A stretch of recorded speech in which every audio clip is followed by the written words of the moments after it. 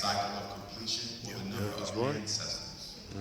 That means that all of those who have gone before us are with us now at this very moment.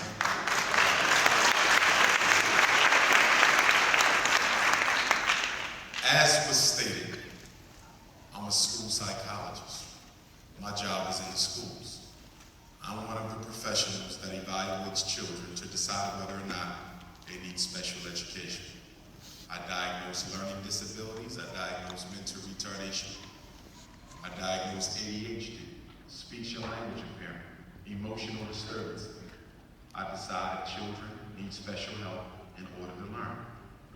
But I'm here tonight to say, brothers and sisters, that program that the United States government gave us in 1975, that program that is being used as a weapon for black boys all across the state of Tennessee and throughout the city of Chattanooga, that program that so many of you are so quick to subject your sons to has become a weapon of mass destruction. That's right. I want to be clear, absolutely clear, that when we talk about the school to prison pipeline, the strongest pipe in that pipeline is the one called special education.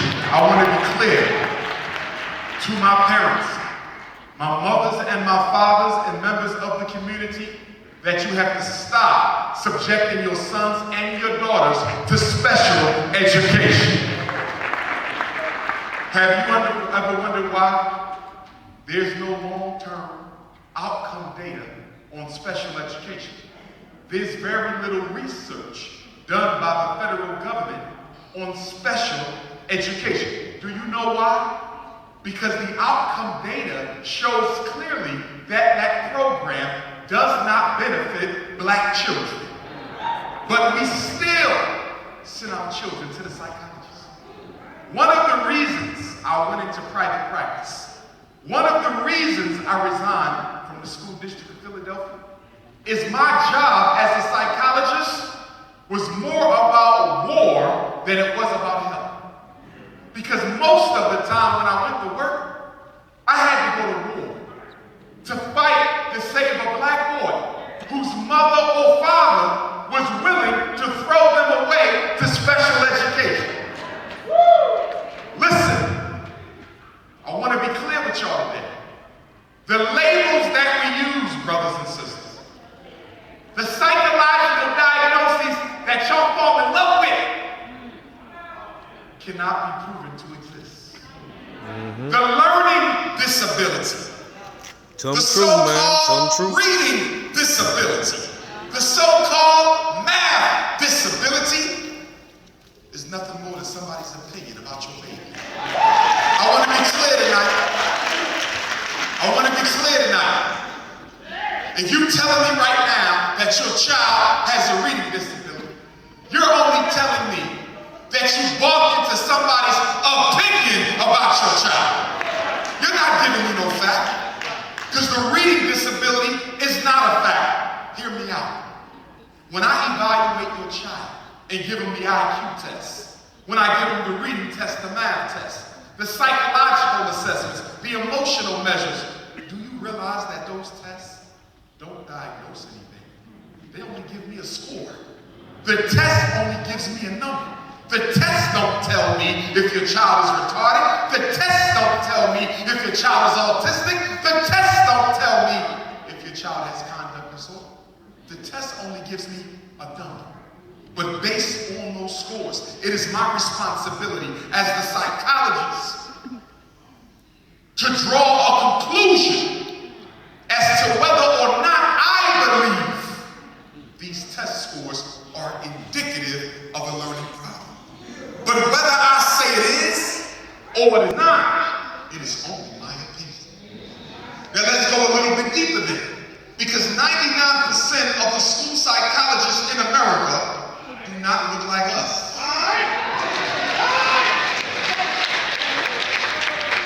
That means 99% of the people telling you your child has a learning disability don't look like your child. 99% of the people telling you your daughter has an emotional disturbance don't look like your daughter. Now hear me well, I'm not personal vendetta against our children. I'm not saying that, but what I am saying is that no psychologist can do their job well if you don't understand the cultural milieu of the children who you are evaluating. So whether you like them or don't like them, you don't understand them.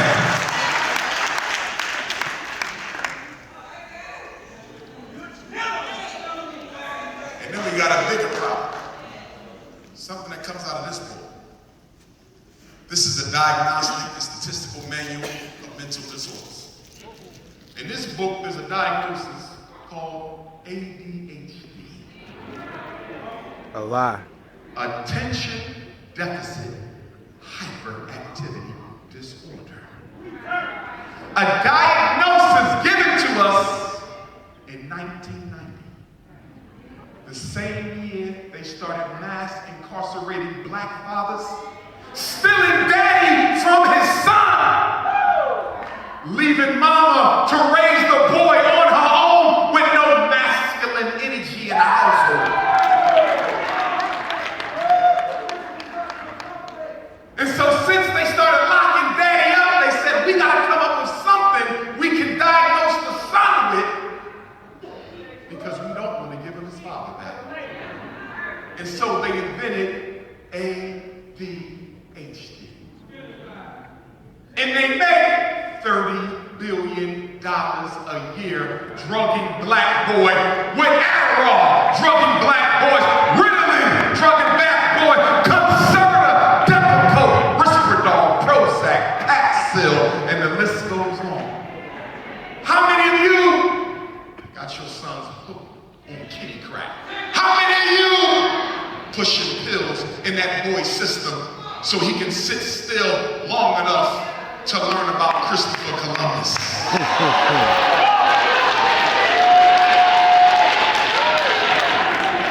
Brothers and sisters, ADHD is a fraud. Brothers and sisters, ADHD is a con game. Brothers and sisters, ADHD is an economic hustle.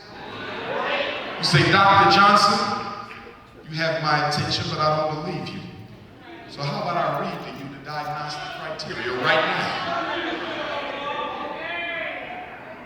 Has trouble paying attention, has difficulty sustaining attention, does not listen when spoken to, does not follow through on instructions, has difficulty organizing himself, loses things necessary to get his work done, is easily distracted, forgetful in daily activities, fidgets and taps with his hands or feet, leaves his seat when he's supposed to remain seated, is unable to play quietly.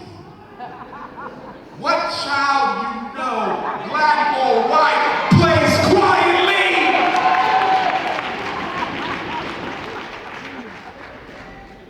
Blurts out answers, has difficulty waiting his turn, and interrupts other people while they're talking. Can I ask you a question? Have you ever been to a black community meeting, brothers and sisters? Don't we all have a little ADHD? Did I not just describe a regular child? But the problem with being a regular boy, the problem with being a regular black boy is that the schools are designed not for the masculine, but the feminine child.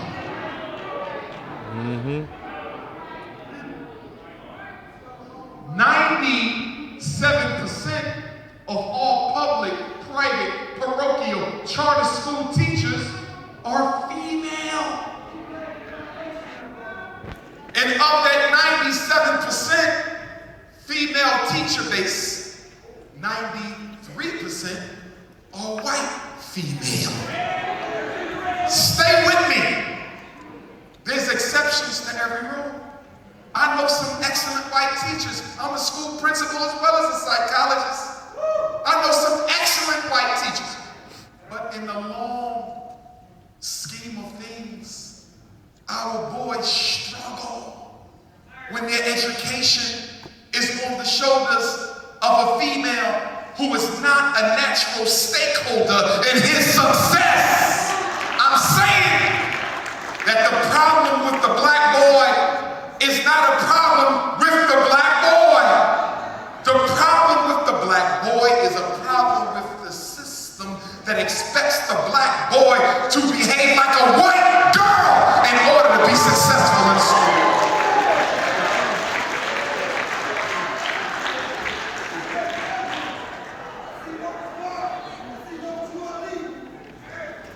So brothers and sisters, what do we do about it? The time has come for Chattanooga to build your own schools for your own children.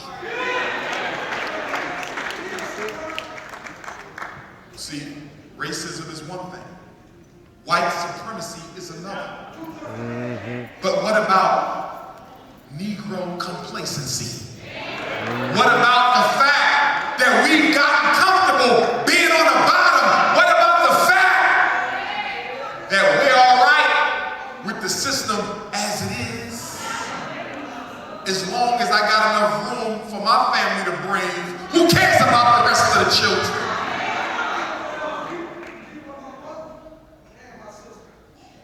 The learning disability, ADHD. Do you know what ADHD really is for me? ADHD is really not attention deficit hyperactivity disorder, but ain't no daddy at home disorder.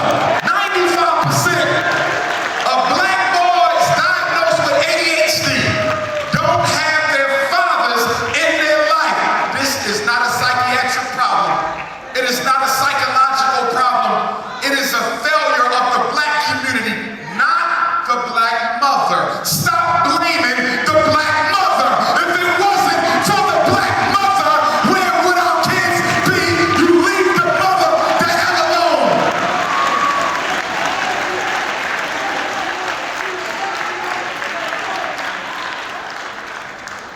85% of black boys on stimulant medication don't have a father or father figure in their life. What does a child do when they don't get the attention of their father or mother at home? They go to school and they try to get attention from the only other adult who has the responsibility of giving them any, and that's the teacher. You and I did the same thing. When daddy wasn't home, we would go home, go to school, and act like a class clown. We didn't even know why we were doing it. It's because a child needs validation from the adults in life.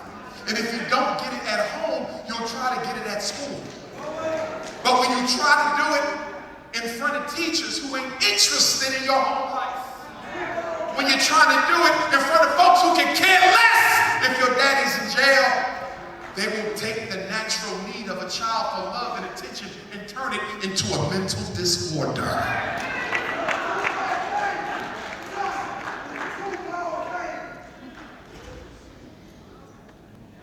What is your responsibility as a black parent? What is your number one job as a black parent, especially raising a black boy? Your number one responsibility is to teach that boy discipline. And what is that? It's the ability for your son to do what needs to be done when it gotta be done, whether he like it or not. If he ain't got that, they waiting for him. I spend a lot of time working in the prisons. I do a lot of work with prisons. And most of our young men in jail are there because they lack discipline in some area. A lot of us are not teaching our sons the art of self-control. My mothers, I love you to death, but for those of y'all raising boys, I need you to do better. Stop making excuses and raise them. The society we live in, don't give your son no second chances, so why are you giving him second chances? Stop making excuses for the fact that daddy's in jail. Stop making excuses for the fact that you're raising them in poverty. Teach that boy to make a way out of no way, or he won't have one.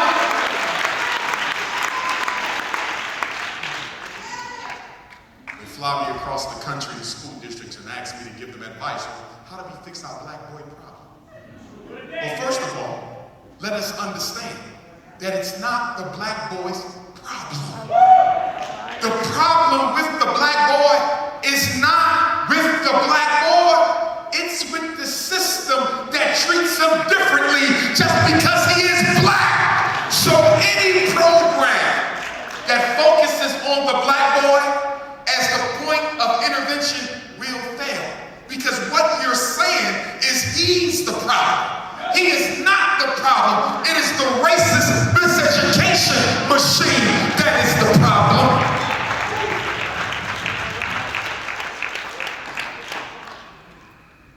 You want to reduce dropout? You want to reduce special ed? You want to reduce the amount of boys on psychiatric medicine? You want to reduce gang violence? There's a real simple thing you can do overnight, Chattanooga Public Schools. Give every black boy in Chattanooga a strong black male teacher, and you cut half of those problems in half overnight. This ain't a difficult thing. Well, wait a minute, Dr. Johnson, maybe you're oversimplifying the problem. A black boy, a black male. I didn't say give him any black male. I said give him a strong one.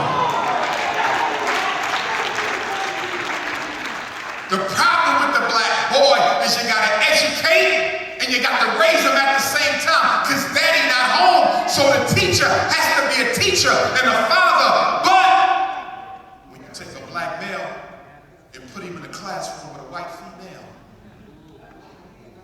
you're not only giving him more of the same. See, the black boy has his mama at home. He has black women around him all day long. And he loves the women in his life. But the problem is the nurturance is lopsided. He's getting 95% exposure to feminine energy and almost no exposure to masculine energy. So when he goes to the school, not only is he being suffocated by sexism, he's being suffocated by racism plus sexism. And you wonder why the dropout rate is as high as it is. The black boy want to learn as much as any other child. Don't let nobody tell you different. But why do I have to be disrespected in the process? Why do I have to be belittled in the process? Some of our boys get suspended from school so much the message is clear. I'm not wanted here, so why come back?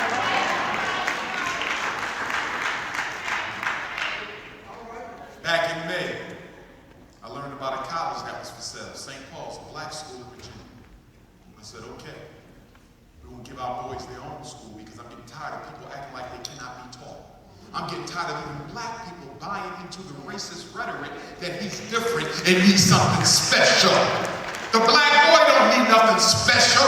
He can be educated as well as everyone else. But the system is special towards him. So we started a fundraiser to buy that school. And people say, well, what's going to make your school so different? What is this Frederick Douglass and Marcus Garvey Academy about? I said, number one, it's about making sure our children graduate from high school, not college, but high school, with the ability to work for themselves. Why are we sending all of our kids to college when college ain't giving black folks nothing but debt to the banks? Why are we sending everybody to college for? Look at all the black folk with master's degrees, doctorate degrees, and can't even find a job, and we sending everybody to college. Them days is over. Them days is over. Of course, if a child wants to be a doctor, he or she got to go to college. So we will prepare them for that. If they want to be an engineer, psychologist, you got to get your doctorate.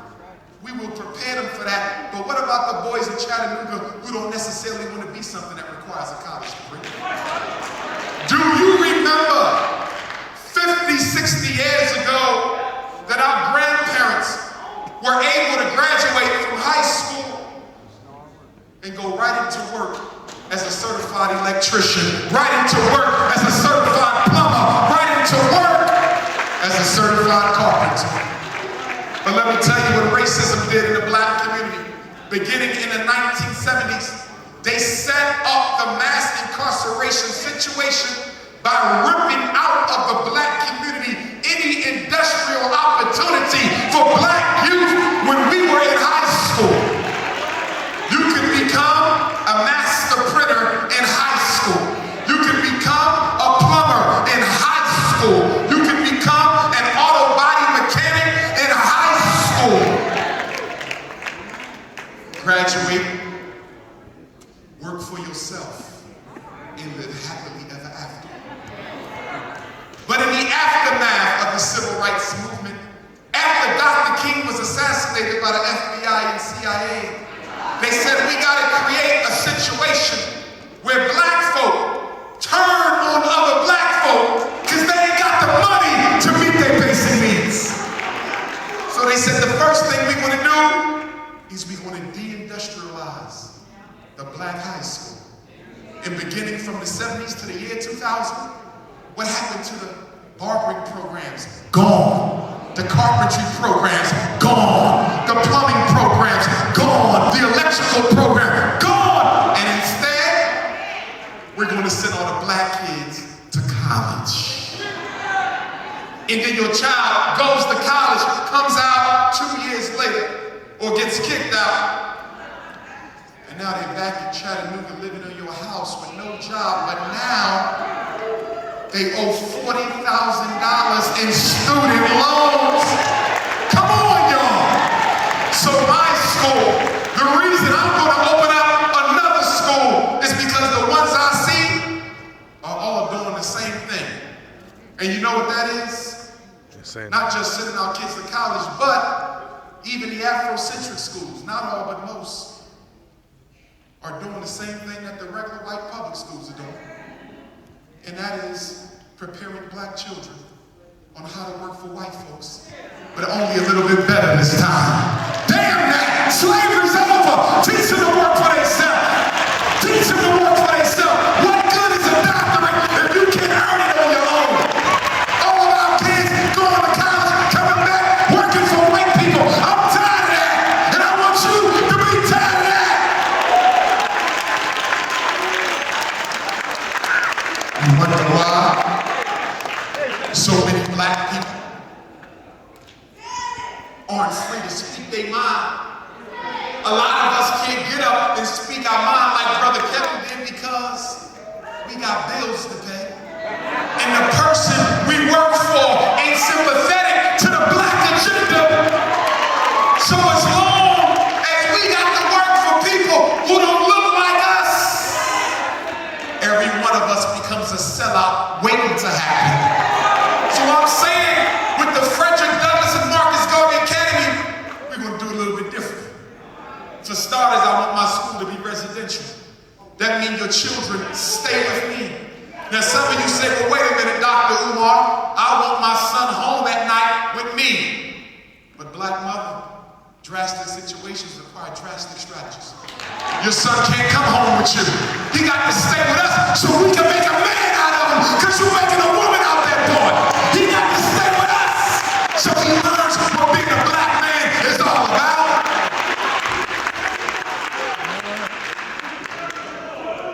Why can't my son come home? Because in your home, the people living in your house suffer from a disease called post-traumatic slavery disorder. That's why they can't come back. In your home, you worship white culture. In your home, some of you even still worship a white image of Jesus.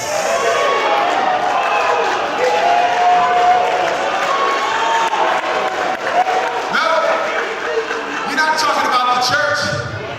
I got no problem with church. I'm a descendant of preachers. My great-great-great-great-grand-uncle Alexander Wayman was the 7th bishop of the African Methodist Episcopal Church under Richard Allen. My issue is not with church, it's how some of you use it as an excuse to sit down and do nothing about what's happening in the black community. You say, well, Dr. Umar, my Jesus is white. What difference does it make? Well, let me explain it to you real simple.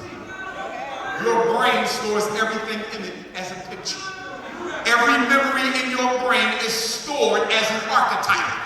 And the brain likes to associate and draw conclusions based on the information it is fed early in childhood. So if your black son or daughter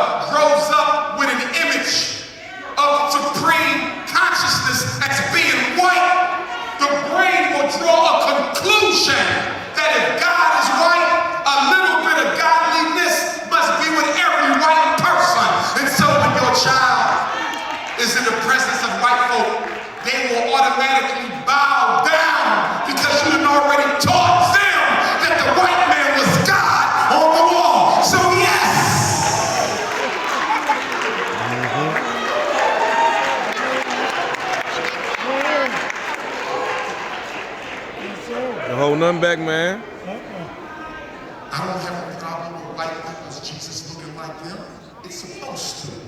I ain't got a problem with the Chinese's Jesus looking like the Chinese. It's supposed to. Because your religion should serve your cultural agenda. The problem is with us.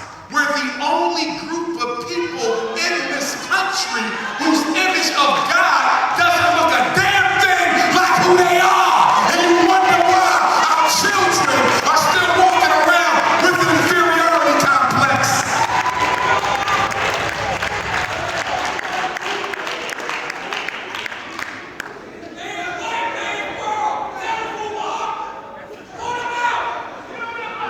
That picture on your wall is not an invention of Christianity.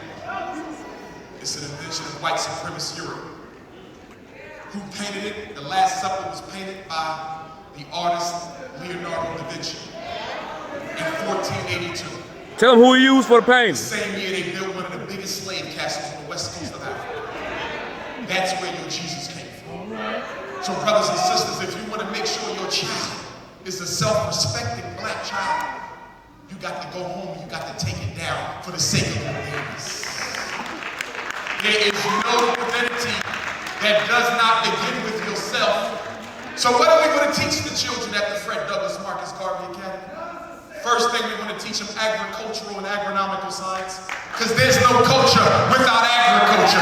Get on your knees and dig up the dirt and plant your own food. Grow your own potatoes. Make your own bread. Get your own beans. The good brother spoke earlier about how we don't have supermarkets in certain parts of the city. But here's my thing with that.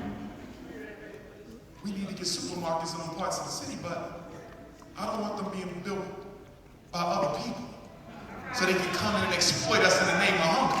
We done been there and done that. I'm getting sick and tired of the economics of the black community being ran by everybody except the black folks who live in it.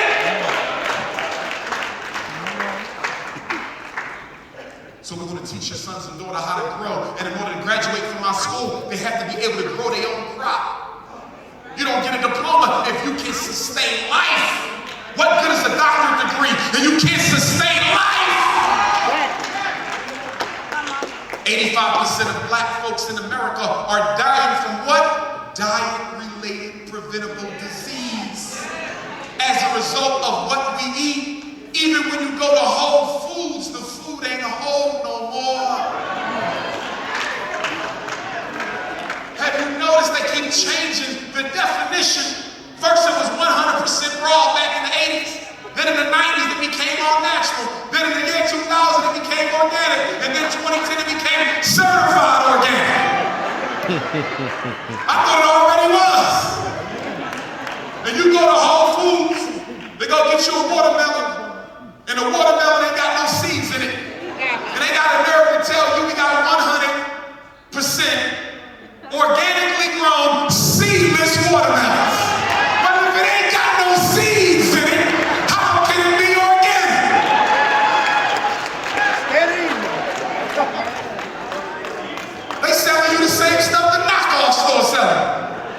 $20 for a bag of grapes, exploiting your desire to live healthily. We got to grow it ourselves. And then we want to teach your children economic and financial science.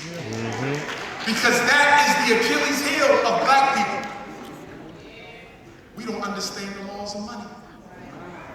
They sending our kids to college where they teaching their children the laws of money. So you got a situation in Chattanooga where the black folk got all kind of degrees. We got all kind of bachelors, all kind of associates. Tell them, we got the degrees stacked up, no money.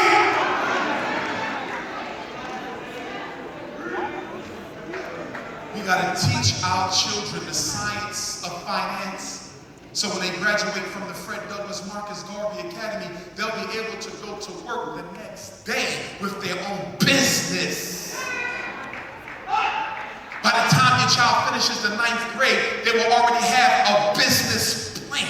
By the time they finish the 10th grade, they would have already mastered the real estate market of Tennessee. By the time they finish the 11th grade, they will know how to read the stock pages and will already have an investment young.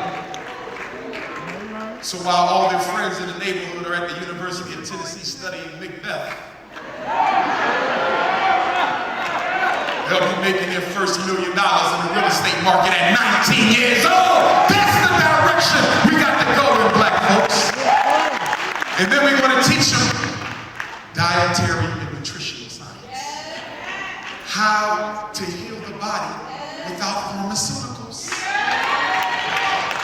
Do you realize that most black folk who die from fatal disease don't die from the disease, they die from the complications of side effects for the medicine that they took that was supposed to save them from the disease. Imagine your son at 9 years old being able to go into the backyard at 9 years old and pick up this tea and pick up this herb and pick up this fruit and boil it and cook it up and get rid of mama's diabetes at 9 years old. Imagine your daughter at 10 years old when daddy's dealing with the flu. She ain't got to take daddy to get no flu shot. She'll go out in the backyard and take that fruit and take that vegetable and take that root and cook it up and remix it up and get rid of daddy's food. Brothers and sisters, that's the science of African folk. We know that the cure for every illness is in the earth if we will but just dig it up. But let me say this.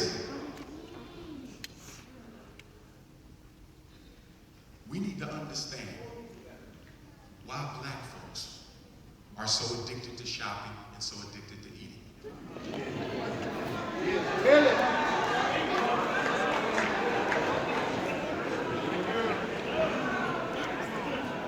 Psychologically speaking, when people do not feel whole in certain parts of their life, in some areas, the brain will try to overcompensate for the lack thereof in other avenues. Black woman, the reason you got 20 pair of shoes ain't got nothing to do with you liking the design. The reason you got 20 pair of shoes is because while you shop, your brain releases hormones, opiates, that make you feel good about the act of giving your money away.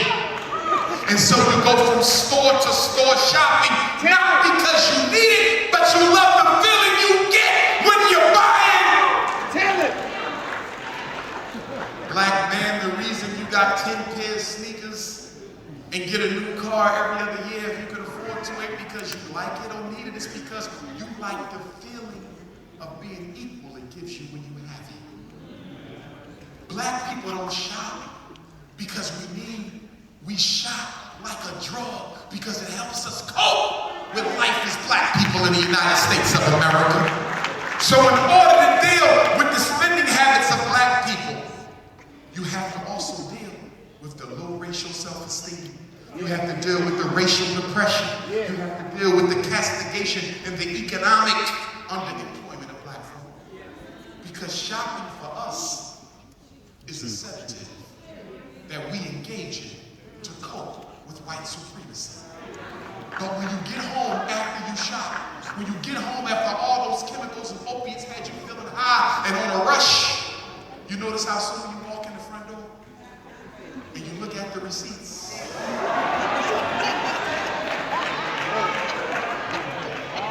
You go right into a depression. But check it out. When you get into the depression, look how the brain works. The brain doesn't say, take it all back and get your money back because you didn't need it. The brain says the reason you feel depressed isn't because you spent all your money.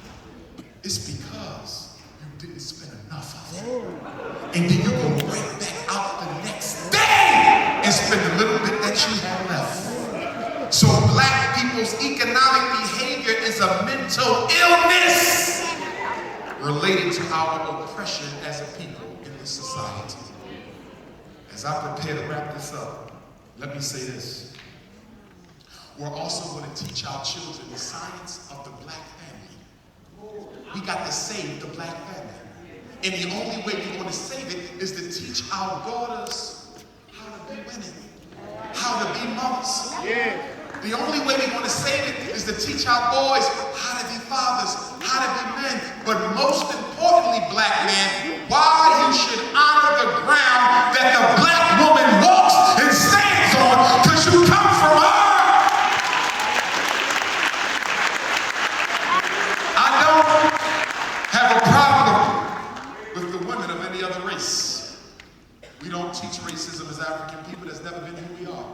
And we're not going to teach it at the Fred Douglass and Marcus Garvey Academy.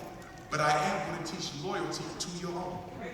And so your son will be taught that part of the definition of being a black man is being with a black woman. Yes, we will teach that. Why will we teach it? Because in my schools, I got little chocolate girls who come up to me in the 4th and 5th grade and say, Dr. Johnson, what's wrong with me? What are you talking about, princess? Well, I noticed that all the successful black men in the neighborhood, many of them, as soon as they get a little education and a job, they go marry somebody who looks like me. This is what little girls ask me. And the black man is telling me that he has no control over who he falls in love with. It's quite interesting, brother, because you marry outside of your race more than the men of every other race put together. Marries outside of your race. I'm not attacking nobody in here who's in a situation. I'm talking about general principles that we're going to teach to our children. It ain't about ridiculing you. It's about making sure they get it right. The black woman was good enough for you in slavery, wasn't she? She was good enough for you in Reconstruction, wasn't she? She was good enough for you going to Jim Crow South when you got lynched and beat on by the white man. It was the black woman who rubbed your back and got you healthy and put you back out there. Now all of a sudden, she ain't good enough no more. I don't like it. And I'm not going to accept that from our boys. My school will be an unapologetically African institution. And because it will be an unapologetically African institution, I want all my mothers to hear me well. When your daughter shows up to the Annie Douglas and Amy Garvey Academy for young black girls, because we're not going to leave out the babes. After we built the school for the boys, we got to build one for the girls. But when she shows up, she got to show up, brothers and sisters. 100% nappy by nature. There will be no weave. There will be no perm. There will be no extension. There will be no hair color. There will be no straightening comb. Snap, crackle, pop. Nappy kitchen of the African woman.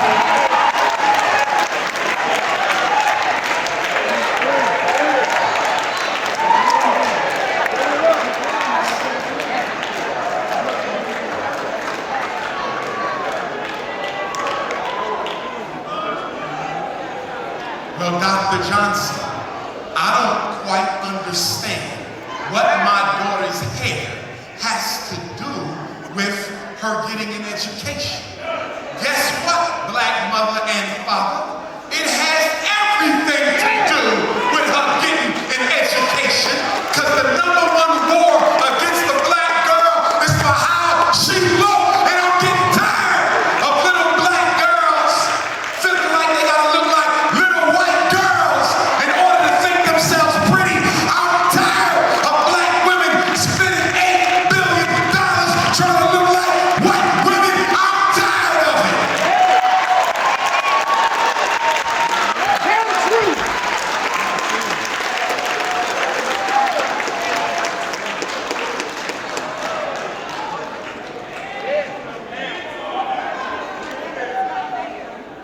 Now, brothers, before you clap too loud,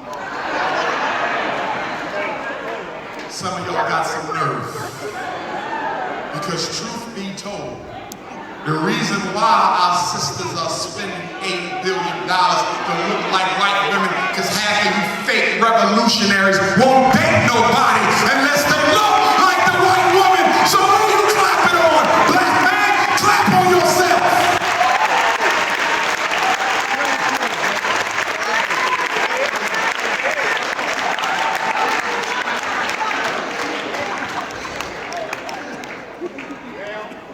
To my sisters, I'm not requiring that you do anything about your hair. You're from another generation. I'm not holding you at fault for that. You went to school with me and went to school with my parents. I'm not holding you at fault. That's the mindset we were in. But now we have to think progressively.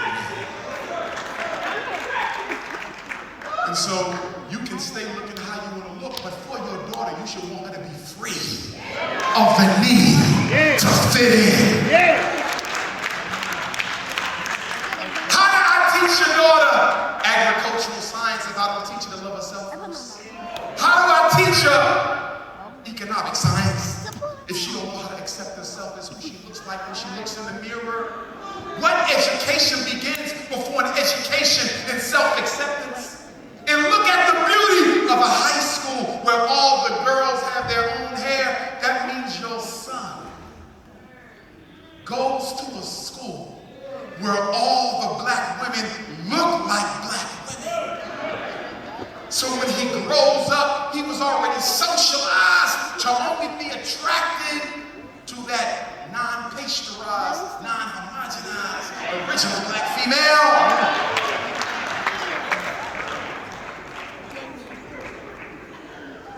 We're going to have the Aviation Academy. We're going to teach the children how to fly. I have several pilots, African pilots, black pilots, who have already told me, Doc, when you build that school, we coming to teach our teenagers how to fly. They can get their junior pilot's license before they can graduate from high school. Imagine your child flying on graduation day. We want to have the Aviation Academy where we teach them how to float ships, not fishermanship, but commercial vessels. 90% of everything we use, 90% of everything we buy, 90% of everything we drive comes on a ship. We're not serious about business until we get into the business of distributing black merchandise. So we got to teach our children how to navigate the sea. We're going to have a clothing manufacturing program to teach our children how to make their own clothing. Because I'm getting tired of us making Louis Vuitton rich and Gucci rich and Tom Ford rich. I'm tired of it. I want them to change the whole culture of African fashion. One of our great ancestors, Dr. John Henry Clark, said that people who don't even know how to make their own underwear are not worthy of running a nation. So guess what's the first thing your child will make at my school? They own drawers! If nothing else, they'll be wearing their own underwear!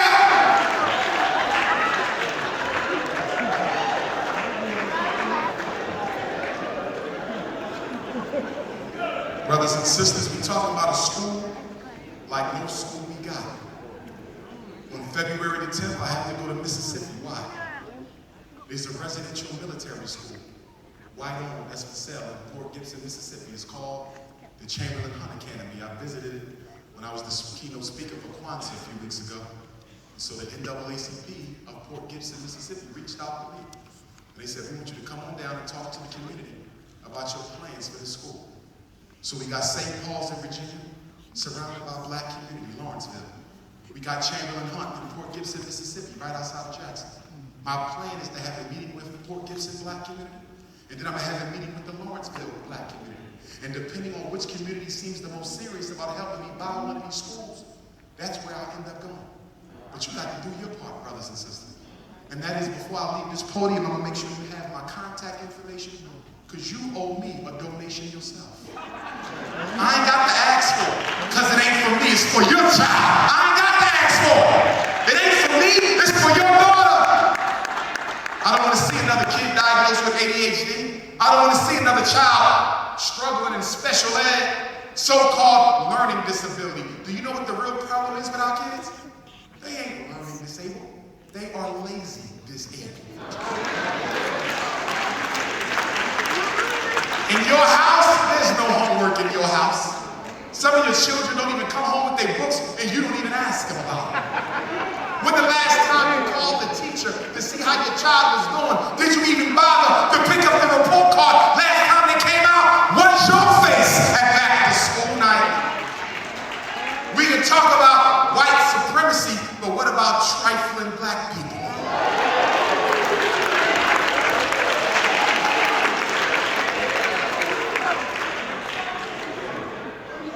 If you're interested in working at the Frederick Douglass and Marcus Garvey Academy, send me your resume.